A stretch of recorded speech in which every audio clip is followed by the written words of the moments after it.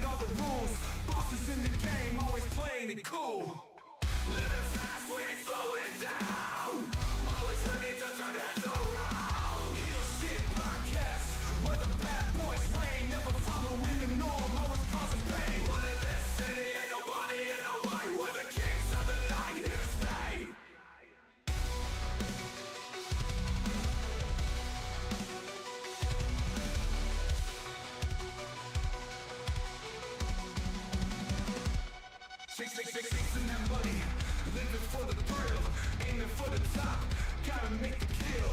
Street smart, no room for the weak. Cross us once, you'll feel the heat. Taking what we want, we don't ask for permission. Running with the wolves, a dangerous coalition. Living on the edge, no time for hesitation. Heel Shit Podcast, where the bad boys reign. Never following the norm, always causing pain. But in this city, ain't nobody in the way. We're the kings of the night, here to stay.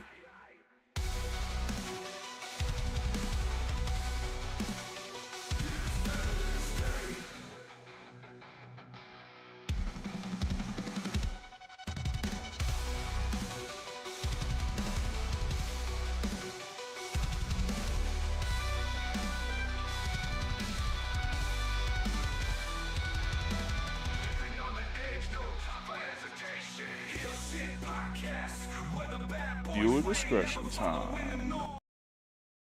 Viewer discretion is advised. What up, heel faction? Welcome back to Heel Shit. Why do we call it that? Because bad guys do heel shit. I'm Dark Cordz, that's Draven Grimes, and with us every Tuesday night is the definition! Edgar from the Snog Wrestling Podcast joins us, bringing us the biggest news stories of the week in wrestling. But before we get into any of that, we lost a rock legend today. One Ozzy Osbourne passed away at 74? 76. 76 years old. And we're going to do a 10-bell salute starting now.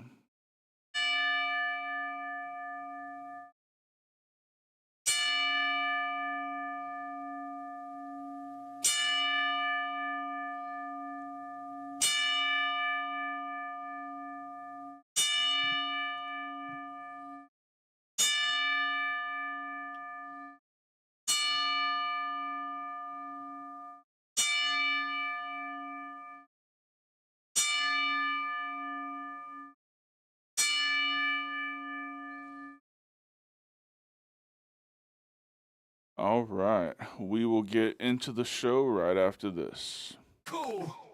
Living fast, we ain't slowing down.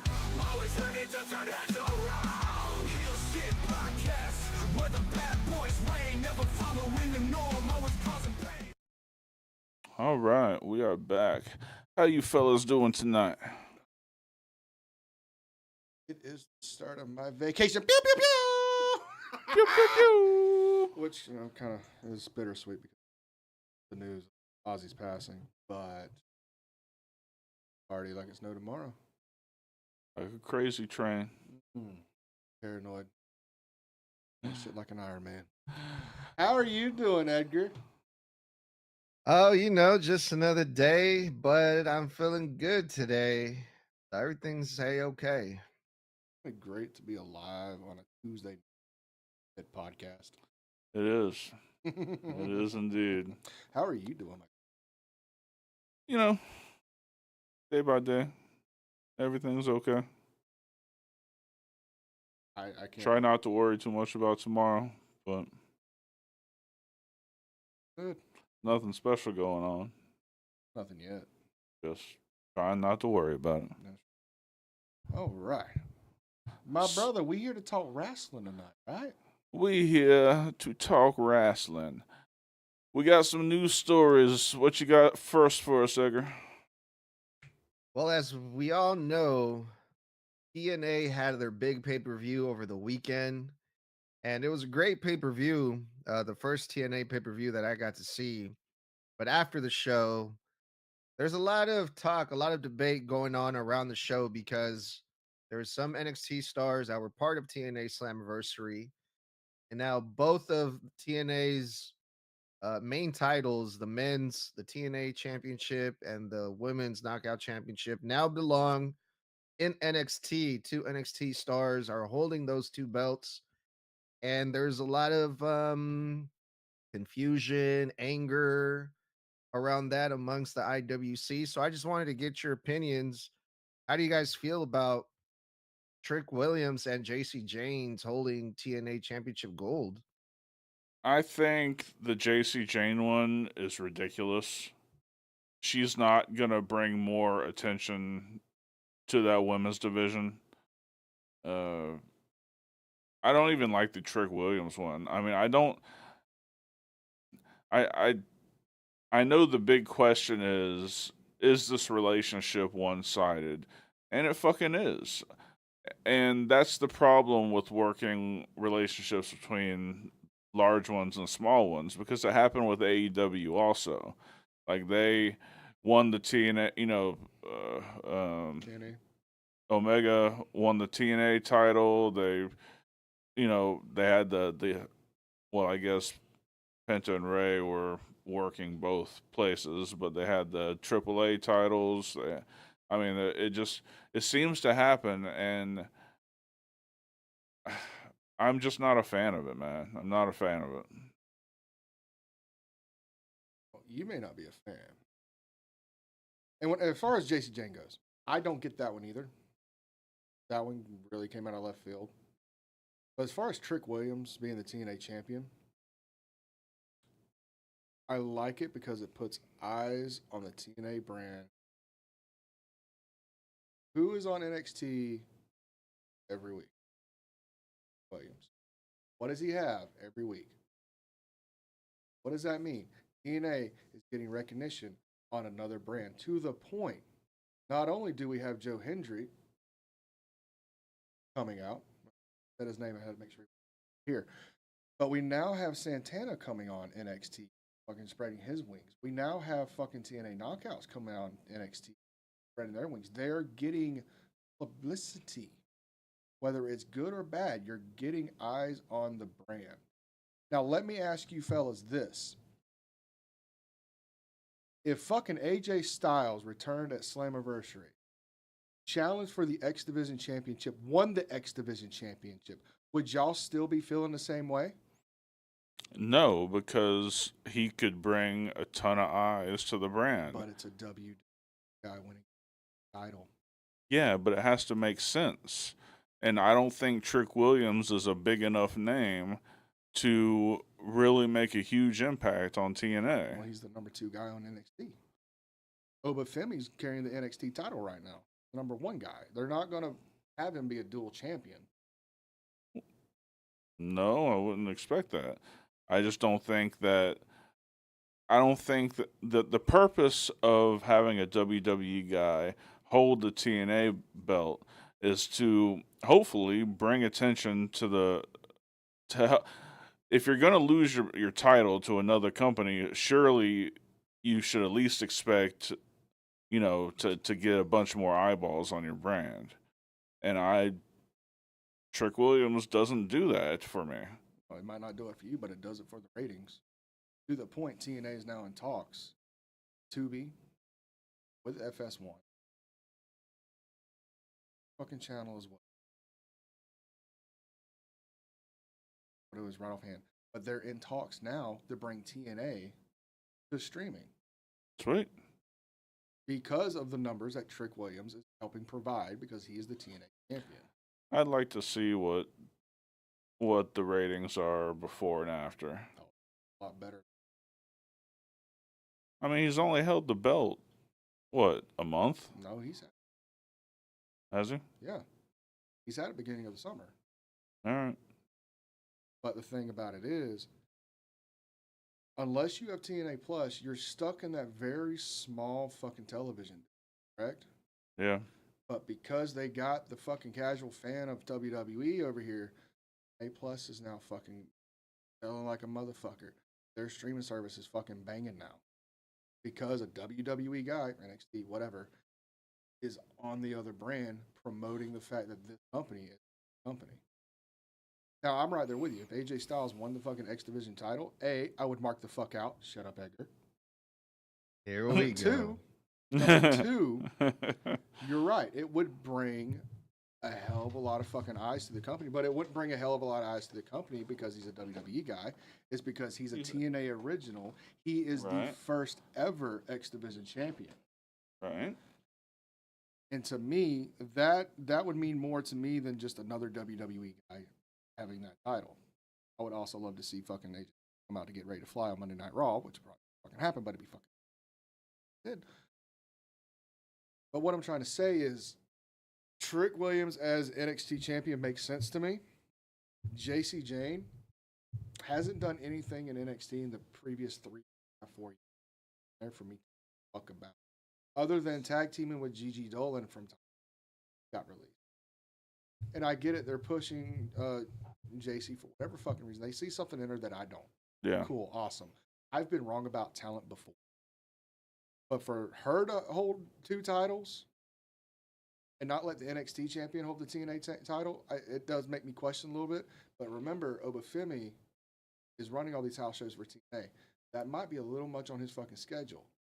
Whereas you have fucking Trick Williams here, not only showing up at NXT and TNA, he was on Monday Night Raw last night with the TNA title.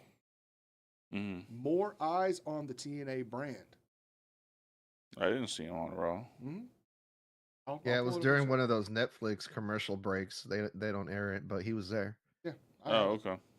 More eyes on the fucking brand. He called out the fucking Undertaker for whatever fucking reason. I don't know why? That's gonna be interesting to watch later. But he's putting eyes on the TNA brand, whether you believe it's for better or for worse. He's putting eyes on the brand. Be like if I know, but he wouldn't have. See, that's the thing is like he wouldn't have to hold the title for that. Just wrestle there a few times. if he can't win the championship. Talent swap. Okay, talent swap's awesome. What happened with AEW talent swap? An AEW guy won the TNA title. That's what I'm saying. I don't like that either. I liked it to a point until it got fucking abusive. Yeah, Moxley won that IWGP title too and held it for a long time, I think, right? Yeah, but he was also doing tours in fucking Japan on top of that. He wasn't just like, oh, I'm the TNA champion now. I'm only going to go on fucking Impact once every fucking 2. But I feel like it. And not even wrestle. Fucking do a promo backstage. Yeah. What do you think about this, Edgar? I think it's great. I mean, I think subconsciously I wanted to watch Slammiversary because of the NXT crossover, because I'm like, holy shit, Trick Williams is going to be there, and you got Joe Hendry and Santana coming after him. Oh, it's going to be a great moment if Santana or Joe Hendry win the title back for TNA. So I wanted to see that. Holy shit, the Hardy Boys are there too. AJ Styles is going to be there. So I went out of my way to actually buy this pay-per-view, and I think a big part of that was because of this NXT. But I do agree, the whole thing with JC Jane doesn't make sense. She was built up like during her match versus Jordan Grace at Evolution, like the most beatable champion ever. There's no way she's gonna beat Jordan Grace. JC James beats Jordan Grace, and now she's the double champion. The last double champion on NXT was Stephanie Vacker. So I'm kind of confused about that, but I'm I'm I'm digging it though, man. And I've been watching TNA every week now for like the past month, and I'm It's a really good liking fucking it. product, dude. It really is a good product. Yeah, Yeah, so I'm for this. I wish I could watch it without having to pay for it every week. Cost. Yeah. Right. Yeah. So anything else from TNA, my guy? Yes, actually, there's one more thing that came out of the Slammiversary pay-per-view that I would like to get your opinion on, and that was the big announcement that the Hardy Boys are going to have one final match versus the Dudleys, and I believe this is going to happen at Bound for Glory. Correct. So how do you guys feel about that? Definitely a nostalgia trip. Definitely a nostalgia trip. It's going to be real interesting to see what version of Team 3D, talking TNA, talking about their team, that Team 3D we're going to get. Because even though he referenced Devon, and I found this interesting, he never said that Devon was going to be his tag team partner. Let's remember, Devon had spinal fusion surgery. So even if he does work, he's not going to bump. But what if they pull a swerve on us and Bring they back have Spike. and you have Spike and Bubba versus Matt and Jeff? Can Spike walk? He's like a fireman or something. Oh shit! Yeah, like So he's in shape. yeah. I mean, I don't think he's in ring shape right now, but it wouldn't take much for him to get in ring shape. Sure. Just throw yourself. Yeah. Just do the Darby Allin. Run into the brick wall. Yes. But wouldn't it be amazing to have that swerve? And granted, it's not going to be the Dudley, not Devon, but if Devon can't work to the ability that he needs, doesn't it kind of bastardize the idea if we don't get a classic match instead of just getting the greatest hit? Because think of the arsenal that the Dudleys have. Got the what's up. What does Devon do in the what's up? He does the diving headbutt. There's no way he's going to fucking hit that off spinal fusion. No. He might be able to get him up for the back suplex into the fucking second version of the 3. Might be able to get the 3. But he's not going to be able to bump. He's not going to be able to work the way Devon wants and needs. So for me, the fact they referenced Devon, but they didn't say it was Devon that was going to team with Bubba. I think the opportunity to bring Spike in is there and give all 3 of the Dudleys, Team 3D, the fucking opportunity to be on that stage one more time with one of the 2 other tag teams that brought them to the. My only wish is that somehow, some way, in some universe, we can just get all 3 of them one last time for one. That would be fucking amazing. Yeah. But I think this is about as good as it's going to get. The verbiage that Bubba was throwing out kind of made me feel like not only would this be Team 3D's last match, what if the Hardys are going to call it quits after this? Because I don't know how you took the verbiage of Bubba's promo, but I took it as, oh shit, he's not just talking about Team 3 retire. Like, to me, I was like, what if this is Matt and Jeff's last hurrah bound for? Wouldn't it be something for them to end all their respective careers at the same time on the biggest stage in TNA, which is Bound for Glory, which is their version of WrestleMania? I'm fucking dope. I'm fucking excited for it. Yeah, I could definitely be excited for it. I didn't know that about Devon. about the spinal fusion that does throw a monkey wrench into it. But maybe Bubba will carry the match. Maybe he'll just come in to hit the 3D. Who knows? But I don't know. Is it worth that risk? You know I what I'm don't know. saying? Yeah. Would it be? It wouldn't be too much of a letdown for it to be Spike. Like if they just had like some random Joe Schmo be a Dudley for a night, then yeah, that would be a fucking letdown. I think Spike could be, and I was one of the biggest fans of Spike Dudley ever. Fucking ass drop all it was like one of the greatest fucking life when I was a kid. So I was like, yeah, and you know all the damage he took, and I think he's earned that right too. Yeah, probably so. What do you think about it, Edgar? Yeah, I think Draven might be onto something because I thought it was kind of weird that Bubba came out there by himself and challenged for a tag team match, and Devon wasn't even there. He Right. wasn't even there, but Now, I like the detail of him coming out with the team, with the pyro and stuff like that. That was fucking great because he could have just came out with his Bully Ray shit because he was still being called Bully Ray until this promo started, and then they transitioned him into Brother Ray, which is his TNA Ray. but I'm kind of worried, man. Like I still even watching the Hardy Boys wrestle in ladder matches, I'm like, God damn, these guys are still going at it. You know, they're still doing all these crazy things. So I'm kind of, I guess I'm like, a part of me is like, I don't, a part of me doesn't really want to see this match in 2025 because I'm like, I don't think we really need to see this, but I guess, I mean, they're going to do it. It's going to happen and I'm going to watch it either way. So I hope it all works out. But I did read something earlier that Devon, he's like on a weight loss journey.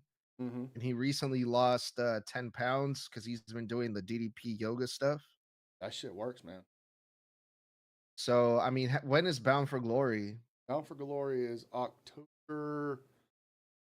It's the third Sunday in October. I can't remember the exact date. About a month then? Not a month. Dude. Maybe. We're not even in August yet. Oh, shit. I'm tripping. So he's got plenty of time then. What time zone are you in? How far along are you? I was thinking August already. I'm tripping. Even so, that's still 2 months out. I mean, like he's got plenty of time to get in shape if he wants to do it. And I'm not saying, you know, definitely it's going to be Spike or definitely it's going to be Devon. I'm just like throwing in my 2 cents on how I took that promo. Sure. Well, hey, even better then. Shit. That makes me feel a little bit better about this whole thing, and maybe Devon might actually be able to pull some shit during the match, you know? You know, at least let him go in there and hit the 3D with him. Mm-hmm. Yeah. Good stuff. But yeah, that's all I had. That's all I wanted to ask you guys about when it comes to TNA and Slammiversary and all the news around that. Okay. 10-4. Well, let's throw it to our first commercial, and we'll be right back for some more news. What up, Heel Faction? Today's day and age, internet security is of paramount importance. That's why today's sponsor is Surfshark VPN. Tell them about it, Draven. Dude, it's really quite simple. VPNs are the way of the future. Keeps your stuff secure, safe, and out of hackers' hands. You want to go watch Netflix over in Japan? Flip that shit over. You want to go watch the capital P word?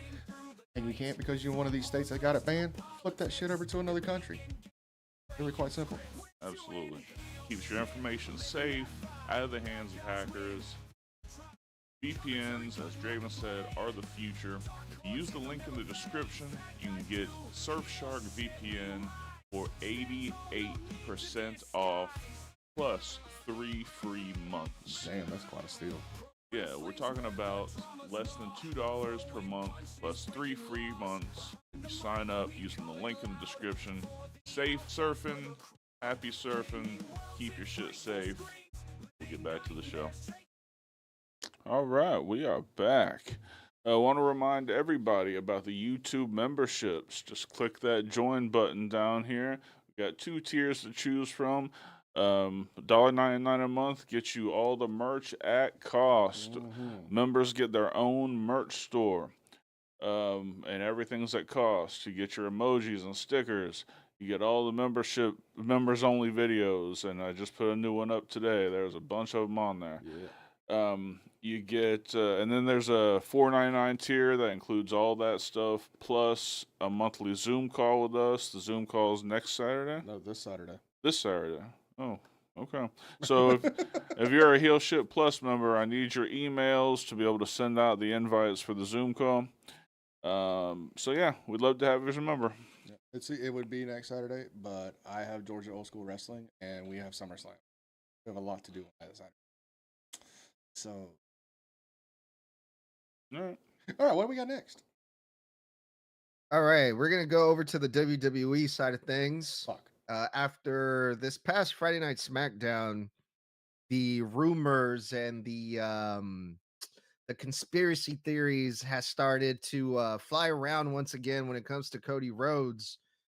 Cody Rhodes showed up on SmackDown wearing a specific type of glasses and a specific watch that got a lot of attention from the IWC. And they're connecting Cody Rhodes to The Rock because The Rock apparently wore the same type of glasses. And it was the watch that they did that weird handoff when The Rock handed Cody the watch.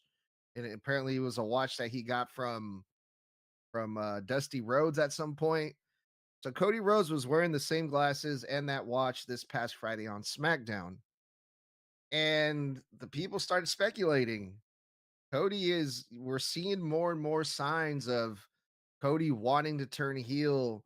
We've been seeing some heel tactics here and there, but what do you guys think? Do you guys think this means anything, or is this just one crazy coincidence? So, I need to correct you on Hmm? the watches. He did not get from Dusty Rhodes. I know what you're thinking Nicholas, thank of. you. You're thinking of the watch that he got the night of WrestleMania when he won the title, and Triple H gave him the watch back that he pawned to put him in a wrestling school. I know what you're talking about. Yeah. But Cody had 3 watches made, one for him, one for Rock, and one for Roman to commemorate the main event of WrestleMania that year. That's the watch that he's wearing. As far as the sunglasses, yes, I also see that as well. Continue. No, you continue. No. So here's No, my I mean, thing. I didn't know the whole story about the watches. So Well, thanks for that. But yeah, you're good. So here's the thing. You said those 3 little letters. The 3 little letters that just fucking make me want to just put somebody's head through a fucking wall. The IW. Mm-hmm. If these motherfuckers would give as much of a shit about their actual daily lives instead of what happens on a worked professional wrestling program, maybe they all wouldn't be sitting in their mama's basements being virgins. Maybe they wouldn't be like Mr. Goins, who has some woman like fearing for her life on a daily, but somehow still able to work and procreate because she needed the community service hours. Not the point. Here's the IWC really just needs to remove their heads from their ass, because what they do is they take all the fun out of professional wrestling at this fucking point. You know what I mean? Like, I go on fucking social media every fucking day. And every fucking day, everyone thinks they're the world's greatest fucking detective. Motherfucker, unless you can show me fucking Batman and Bruce Wayne in the same fucking area at the same fucking time, fuck you. I don't give a fuck. Okay? You're not the world's greatest detective. You're a fucking mark. You're a fucking fan. Act accordingly. Just because you think you can speak carny to a fucking point, and just because you think that you know a thing or two when you don't know a motherfucking thing about this fucking business that I've been in for fucking 20 years at this fucking point, shut the fuck up, motherfuckers. Enjoy wrestling. It's a fucking TV show. I don't see an IMC, an internet movie community that breaks down fucking the Avengers every time they have a fucking shitty movie come out, right? I don't see a fucking IMC that comes out and goes, oh, the dinosaurs in Jurassic Park aren't real. No fucking shit, they aren't fucking real. What fucking told you that in the first fucking place? The horrible fucking CG? Or the fact they've been dead for 65 million fucking years. Shut the fuck up, IWC. Enjoy wrestling. God damn. Preach it, brother, preach it. Amen. I'm done. I mean, they've been right about these things before, though, and I'm starting to kind of believe it now too myself. Yeah, but what was the point I made several times? Triple H knows how to play that game now. I mean, if He's done it. He's done it many times. it could very well be a swerve in and of itself, and it could mean something. It could mean nothing. But I don't think that we can, in this day and age, with Triple H playing the Game. well, playing the game, as far as I fucking have to. playing the game with social media and the news and the IWC, like he's played them several times recently. I don't know. Could it be nothing? Couldn't be nothing. Could it be nothing? Could it? I think it could. Because Triple H knows how to fucking pull the strings of these fucking twat waffles at the IWC, okay? He's doing exactly what he wants. What he's been called for 20-something years. The cerebral assassin. He knows how to play this game. He knows how to fucking play Dave Meltzer to the point he made Dave Meltzer look like a little bitch at fucking Royal Rumble time. Am I right? I'm fucking right. He made the IWC fucking question everything about everything in WWE from the fucking Cody Rhodes, Kevin Owens attack moving forward. This is just one of those things. It's like bird watching to me, the IWC, where they see something and they got to fucking pick it apart for them to fucking feel relevant for fucking 5 minutes on social media. You want to fucking feel relevant? Get your shit together, know what the fuck you're talking about, and I don't know, start a fucking podcast. Until then, shut the fuck up. So one of the reasons why I'm starting to believe it is because not just the glasses and the watch, but Friday Night SmackDown in that contract sign-in, I was kind of feeling like kind of bad for John Cena, and Cody was kind of feeling like the heel this past Friday Night SmackDown, or was that just me? I think it was you. And I'll tell you why. Okay. Cena was playing the chicken shit heel role The entire time. Yeah. And it wasn't the fact that Cody was playing heel. Cody had enough of this bullshit. Because he didn't get a fucking rematch after WrestleMania, which generally, fucking recently, former champions get a fucking rematch. He had to go through an entire fucking tournament just to become a number one. And then to be fucking told, oh, we're not going to do it at SummerSlam. Let's do it fucking 2 months down the road in fucking Australia. Oh, fuck all that noise. He's fucking ready to go. And if you want to be a chicken shit, fucking fine. Be a chicken shit. I'm going to put your ass fucking through a goddamn table and make you sign this bitch. Oh, by the way, you didn't sign the fucking contract without reading it first? Sucks to be you because it's a fucking street fight. This is how I saw it. All right. Cody wasn't going to get his way. So John Cena leaves the ring. Cody goes after Cena, beats the crap out of him, hits him over the head with the belt, puts him through a table, and forces his signature on that contract after he got done beating his ass. That seems kind of heelish to me. Does anybody remember previous contracts such as Brock Lesnar versus The Undertaker, where The Undertaker stabbed Brock Lesnar's hand and made him sign with his own fucking blood for WrestleMania? Do we remember Emery, fucking Triple H and thank you Batista so much. WrestleMania 21, where Batista fucking made Triple H sign that motherfucker after he's unconscious, after putting him through a fucking table with a Batista bomb? It's not the first time this has fucking happened. Right. It's just the first time in recent memory. And notice both those times, the aggressor was the baby face. Not the heel, whether it was a chicken shit heel, a badass heel. The heel's the one that got fucking put through the fucking table. The heel's the one that's got fucking hurt. Mm-hmm. I'm sorry. Cody Rhodes had a fucking enough of this shit because he's fucking been fighting for fucking months to get this fucking opportunity to get his fucking title back that he should have had a fucking rematch for the following fucking pay-per-view. Did not have that. had to go through a whole fucking tournament, and then to be told, oh, we're not fucking doing it when it's fucking scheduled to happen. I'm sorry. I'm on a fucking I have a fucking movie. I have other. No, fuck that. You're the WWE champion. You wanted this responsibility when you stole this fucking title from me. Be a fucking man. If you can't be a fucking man, I'm gonna make you fucking lose that bitch. The only way I know how is to fucking beat you 1, 2, 3 in the middle of the fucking ring at SummerSlam. Also, this whole thing, these reports that have been coming out that Travis Scott has been put to the side because he's not a quick learner. I think that's all bullshit too. I'm calling Travis Scott showing up at SummerSlam, at least Travis Scott, and maybe even The Rock.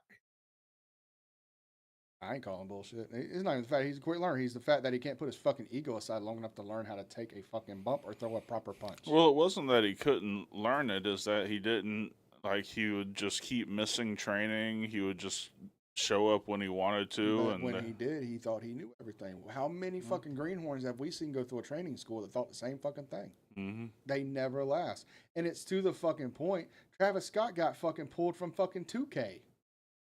Right? They were this fucking close to finishing up the fucking model for fucking Travis Scott for that first DLC. And then they fucking pulled him to put fucking Grande Americano or fucking Luguicano in there, motherfucker. Ludocano. Hey, I heard that guy speak perfect Spanish last night. That's not Ludwig. I'm sure you fucking did. You can hear all about my point of view on that motherfucker on the Booker's table. All right. Well, what you got next? All right, up next, one of the craziest things that went down on Monday Night Raw, in my opinion, it wasn't anything like that has to do with Roman or Seth or Paul Heyman, none of like the major stars. It was the news that A-Town Down is breaking up. Not only that, the fact that they're breaking up, but the way that this was announced to me was fucking insane in a backstage segment out Right. of nowhere. What did you guys think about that? It was just dropped in there, like Nonchalantly. yeah, we broke up. There's no more A-Town Down Under.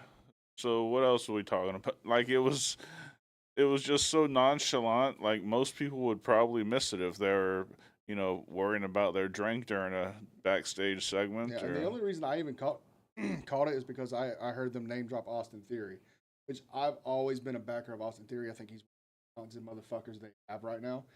Been miss completely. So for them to drop his name and then to say he's fucking injured, I see it as a blessing in disguise to get away from this motherfucker. Because yeah, it was a nice little comedic tag team, and then they had their fucking moment last year, and they won the titles, and they did this, that, what the fuck ever. But guy, Grayson was holding that motherfucker back. Yeah, he should definitely be not main event, but like upper mid card into fucking mid card title contention. Yeah, consistently. Like he should be where Shelton Benjamin was in 2005 right now. But he's just been so fucking mishandled. Like I remember watching him in Evolve. First fucking started out full time. And like I had the same feeling about him I had for fucking Punk in 2006 when I saw him on ECW for like he has something. I can't tell you what that something is. I can't tell you what that it is, but he has it. And hopefully this is that time for him to fucking shine because he's a hell of a fucking talent, hell of a fucking wrestler, hell of a fucking promo, if done right. If done right, yeah. I'm excited for this when he does come back. I'm seeing this injury as a blessing as guys. As far as Grayson Waller goes, he's always been subpar at best to me. Yep. I think because he has that strong Australian accent that they try to give him as much fucking mic time as possible because it's something for somebody to fucking hate. If that's the case, cool. The way you're fucking moving New Day right now, kind of going from chicken shit tag team to kind of transitioning into like they're starting to get over with the fucking crowd again, but they're doing everything they can not to fucking be over with the crowd, but they're still like they're like right there in that anti-hero kind of status. Mm-hmm. You don't need Grayson Waller touching that shit. No, the fuck you do not. Keep the fuck away from the New Day. Put that motherfucker on main event or whatever fucking subpar shit. Put him on the Tubi show. Put him on Evolve. Put him on LFG. Shit. Let him be on Bully Ray's team. Damn. I don't like that fucked up, dude. motherfucker. I don't. That's I've never liked it, dirty. and it's Grayson not. Waller's not that bad. And it's not anything personal. It's the fact that this fucking gimmick he tries to portray is just so god fucking awful, and they won't let it fucking die. Yeah. He needs to go Well, away, learn a new hold, bulk up a little bit, get some new fucking ring gear, learn a new fucking hold, and fucking come back. Yeah, stop wearing basketball shorts to the fucking. That's fighting shorts. That's Okay. different. Yeah, he's wearing boxing shorts or fighting shorts or whatever, and he's doing a basketball gimmick in the ring. Kills me every fucking time. Yeah. Like, pick a sport, bro. What are you doing? No. But no, yeah, dude. The New Day, they've been having backstage segments with Grayson Waller where they've been chopping it up backstage or whatever. And the New Day has a bad match, and they're like, "Oh man, we need to change things here. We need something different. We need to add something, to turn our luck around." And their answer is Grayson Waller. Like, that's Well, to be I fair, don't know how that's gonna play out. To be fair, though, whenever Grayson got done fucking talking, Kofi and Xavier both looked at each other like, "Fuck is he even talking? What's going on here?" Right. Like, they didn't fucking approve that. Like, they were just like, "Oh, what the fuck?" Like, They, he's like the little cousin nobody wants around. they did not co-sign. No. Yeah, I don't know about this whole thing, man. I mean, they put the seeds there like months ago that these two were gonna break up, and they Months. they It's didn't been do over a anything with year. them. Like a year. Yeah. This is And this is a shitty way for them to do it unless it's like a kayfabe injury. But like, how did he get injured? We never see him wrestle. My point. Yeah.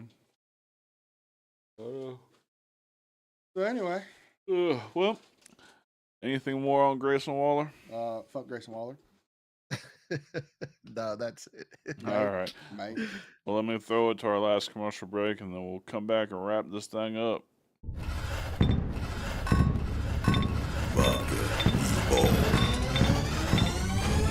Castile. Indulge in the revolution.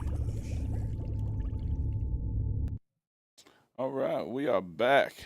What you got next for us? The OTC Roman Reigns made his return last week. And last night on Monday Night Raw, we saw him go face to face with his former wise man, Paul Heyman.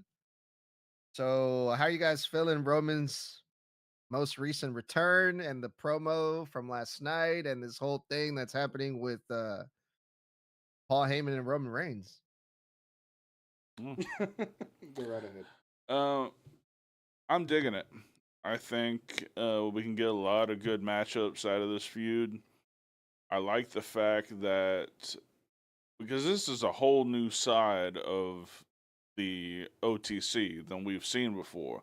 He was like, I was able to do what I do because they named me they made me the tribal chief. Like we've not seen this humble to the fan side of the OTC.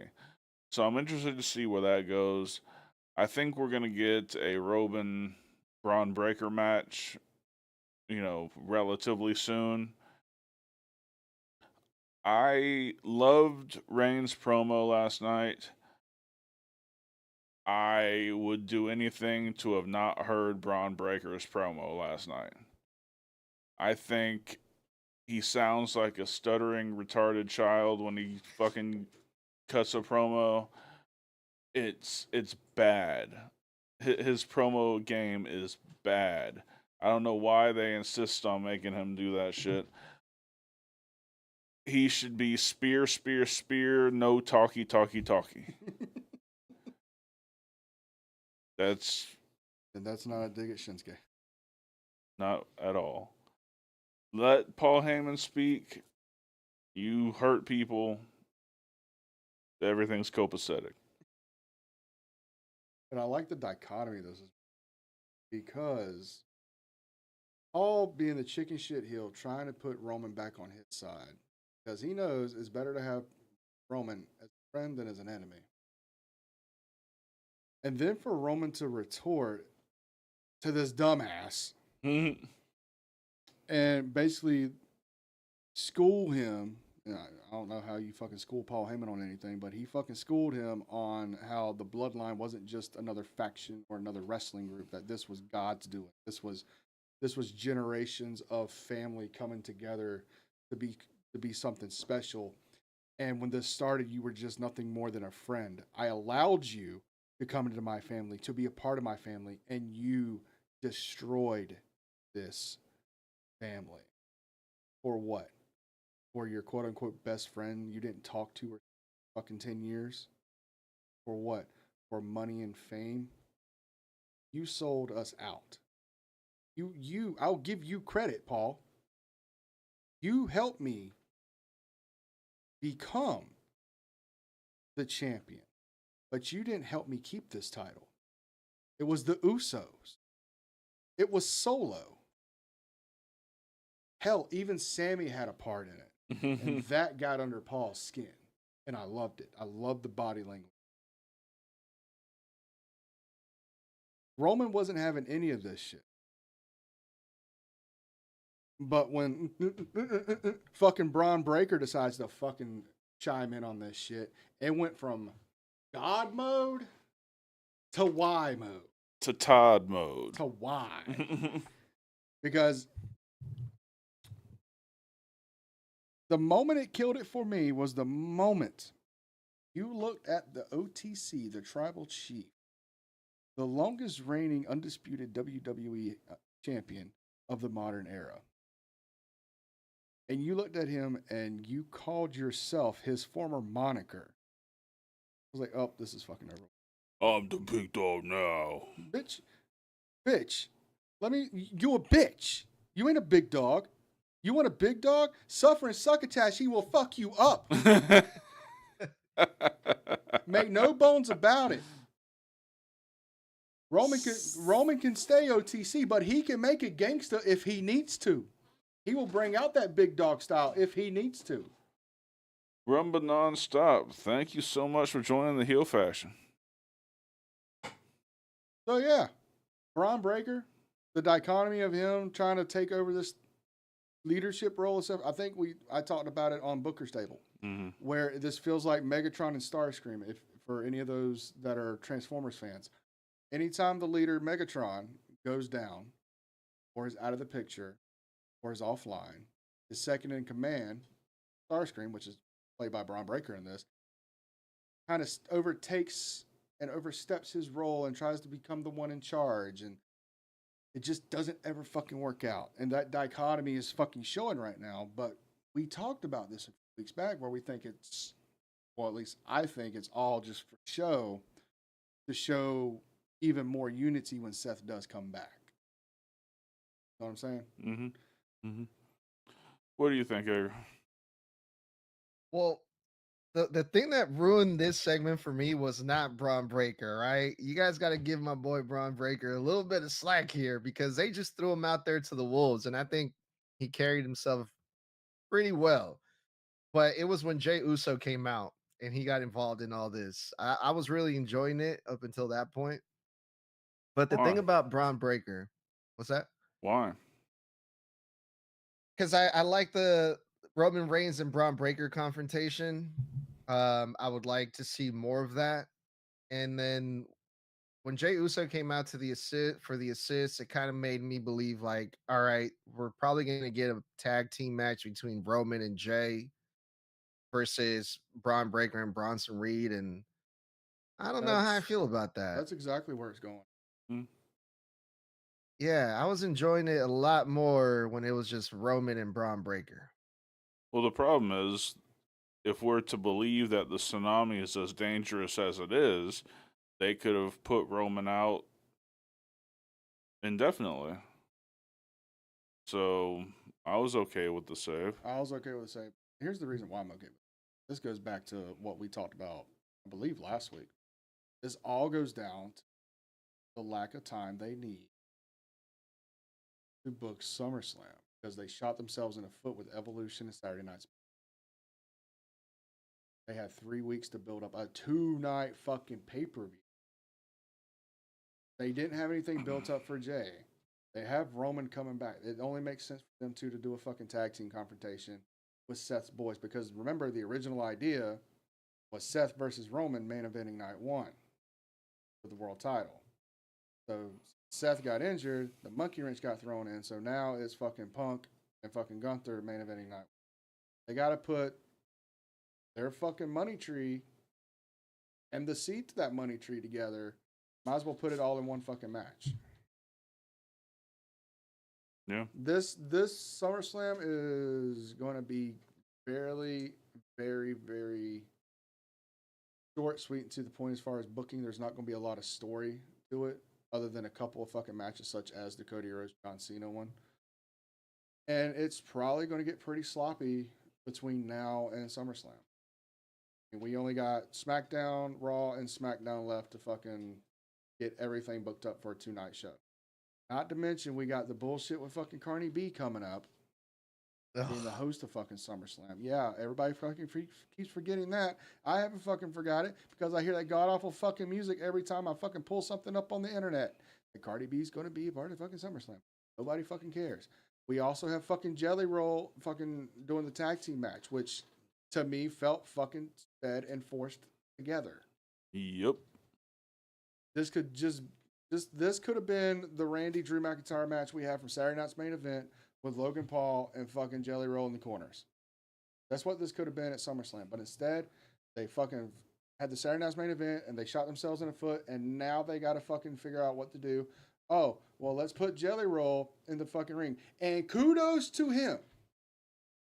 Because for the last 7-8 weeks, he's been living in Orlando, working at the PC every fucking day, working his ass off. I applaud him. I applaud him. Just like when fucking Logan Paul did the fucking supposed to be one-off match with The Miz. I applaud him for that. Same thing with fucking Bad Bunny. Same thing with any other celebrity that actually went in there and put the fucking work in. Mm-hmm. I applaud that. I respect that because it takes a hell of a person to go through their training camp. I couldn't imagine going through that training camp in the condition that Jelly Roll was in. Now, granted, he's lost 200 pounds. Right. And fucking proud of you, brother. Proud. But his cardio shit. Of course. His body is not built to be a fucking worker. You're probably going to get him in there for a couple of high spots and a couple of beat downs, and that's it. And that's fucking fine and dangerous. So, was that really needed? Like, if we didn't have fucking Saturday Night's main event, it's not fucking warranted. They should have put more focus on building up their matches and training Jelly Roll for a fucking match is what they should have done. But I agree with that. But the fact that Jelly Roll put in the work for it, I'm fucking tough. What the fuck is going on? Get your fucking hobo before I decimate. what are Elwood. those? Elwood. It's not even the right fucking ones! These are dark chocolate! Ugh. No bueno. I'll be right back. Sit down. Let's wrap this show up.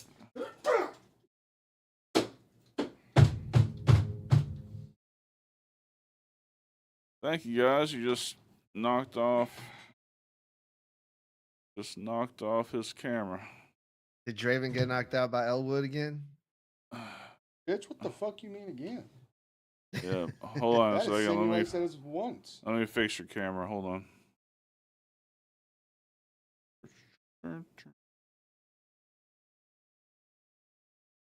Tell him.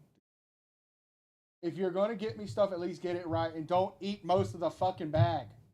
All right, we're back up. Anybody got anything dark else? Fucking chocolate, my guy. I'd suffice with the fucking peanut M&M. John, thank you so much. And that was Elwood just doing Elwood shit. Fuck around, find out. All right. Can we be done? Can we be done? Are we done? Are we done? Are we done? We're done. Whee, we're done. All right. Take us out of here. Chill out. Yeah. I ain't dry. Okay. Pleasantries. Ladies and gentlemen, do not forget this Thursday night is.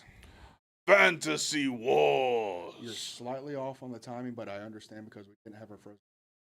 Apologize. Yes. Where we'll be doing part 2 of the New Japan Pro Wrestling WWE talent trade. I am booking out a year's worth of content for Bullet Club Invasion for 2016. It's going to be fucking fantastic. It's gonna be great. I'm going to have fucking fun with that. How the fuck are you? Fucking phone. I forgot you bought them. Yeah, he's got a My phone. bad. That's actually. Mike.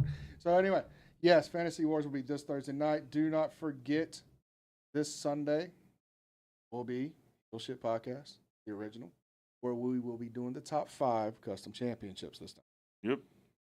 Top 5 custom belts. Yep. The only rule for this is it can't be one of the commemorative belts that WWE puts out. It can't be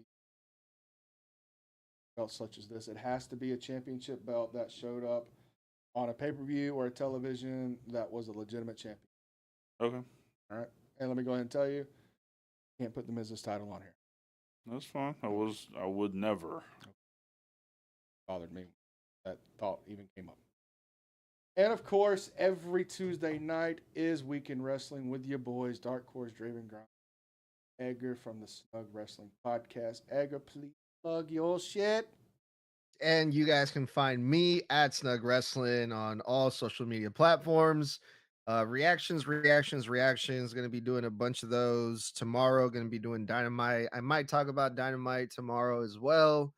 I don't know yet though. Thursday, my one-on-one with Mr. Blood. Friday, SmackDown review. So yeah, man, follow me, check it out, and don't be a bitch. Life advice right there. Wise words. That wavelength shit right there. Mm. Wavelength. And we announced this Sunday, but for those of you who weren't here on Sunday, we have a new podcast. Yes, we do. Just released. We are doing what we call the Booker's Table. Sir, would you like to explain the Booker's Table? Yes, and you can find this on Apple, Spotify, wherever you get your podcast from. It's called HSP Presents The Booker's Table. Essentially, what we do is like take Raw and we go through segment by segment of the TV show, saying what we liked, what we didn't like, what we think could have been done better, and basically, try to rework the show as, I guess, Sunday morning bookers. Essentially. So search for that. We'll have the first hour of Raw up tomorrow morning for podcast, and the next day will be hour 2 and the overrun to complete the episode. We're going to be doing at least Raw and AEW Dynamite every week. So come over there, check it out. I hope you love it. Leave us a 5-star. Do all that good shit. Yes, sir. Not last but not least. Also, make sure you hit us up on all the social media platforms. If it's out there, we're on it. At Heel Shit Podcast. I'm not going through everything. The ticket, the fippy pappy. I ain't going through no better things. And last but not least, thank God. All right, I'm ready to start my vacation. Pew, pew, pew. The merch. The merch! Fucking It's beautiful. fucking beautiful. As always, we can get the Heel Shit Podcast merchandise. You can get Forbidden Kingdom merchandise. You can get the Smackin' the Benjamin shirt that my boy over here is fucking representing tonight. And Edgar's Logan Paul shirt is still on sale right now on the Streamlabs site. Sell that bitch out. We're trying to put Edgar through college, for the love of God. Buy the shirt. Buy the shirt. I needs it. He needs it. He wants it. He loves it. I can't read. Hooked on phonics, bitch. And last but not least, and I promise this is it, If you're watching this on YouTube and you're not just doing the podcast, please like and share this video. If we get to 20,000 subscribers before January 1st, 2026, Dark Filament. Draven will get the heel shit logo tattooed on his neck like Cody Rhodes, and Edgar will wear a Fuck Logan Paul t-shirt on air. It's all kinds of fun, and we're going to be filming the whole thing. And you're paying for all of it. Be worth it. So subscribe. If you're not check out the memberships, but if not, at least subscribe. It really helps us out, Yes. and it'll get Draven a new tattoo. That I don't have to pay for. Right? Yeah.